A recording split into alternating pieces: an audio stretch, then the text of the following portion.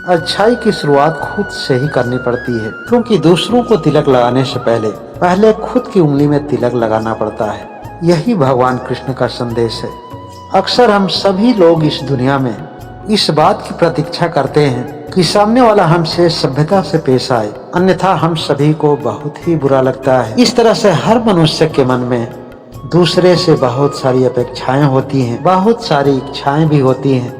अगर ऐसी धारणा हमारे मन में हो सकती है तो औरों के मन में भी तो ऐसी धारणा हो सकती है, और यही धारणा, यही सोच और यही अपेक्षा हर आदमी के दुख का कारण बनता है।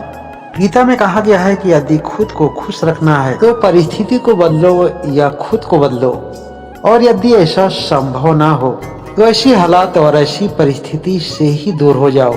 भगवान कृष्ण कहते हैं कि एक संसारिक माता पिता अपने बच्चे के लिए जीवन भर की योजना बनाते हैं कि उसके जीवन में कोई तकलीफ ना आ सके। जरा सोचिए, जिसने दुनिया बनाई है उसने तुम्हारे लिए और इस संसार के लिए कितनी योजनाएं बनाई होगी।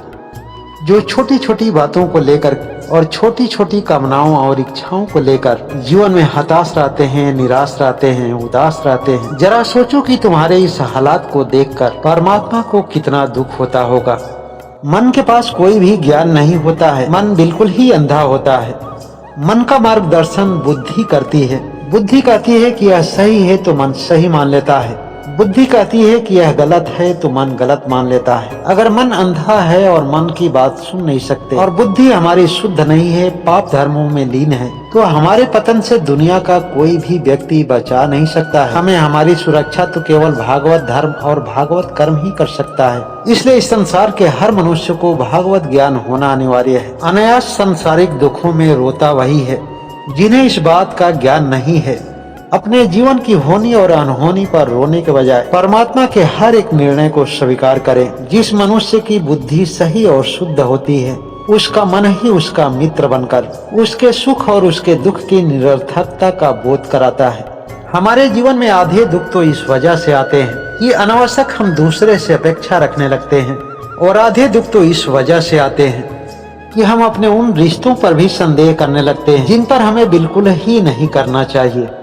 संदेह एक ऐसा शब्द है जो हर एक सुख को दुख में बदलने की क्षमता रखता है। गीता में कहा गया है कि संसार जरूरत के नियम पर चलता है। जिस तरह सर्दियों में लोग सूरज का इंतजार करते हैं, गर्मी में उसी सूरज से दूरी बना लेते हैं। गर्मी में वही सूरज उन्हें पीड़ा देने लगता है। यह बातें प्रमाणित करती हैं कि इस धरती पर जन्म लेने वाला हर एक सामान्य प्राणी जरूरत के हिसाब से ही संबंध बनाता है। जरूरत पड़ने पर वह संबंध बना लेता है और जरूरत खत्म हो जाने पर उसी संबंध को तोड़ भी देता है। यह तो मानवीय गुण है जिसे बदला नहीं जा सकता है।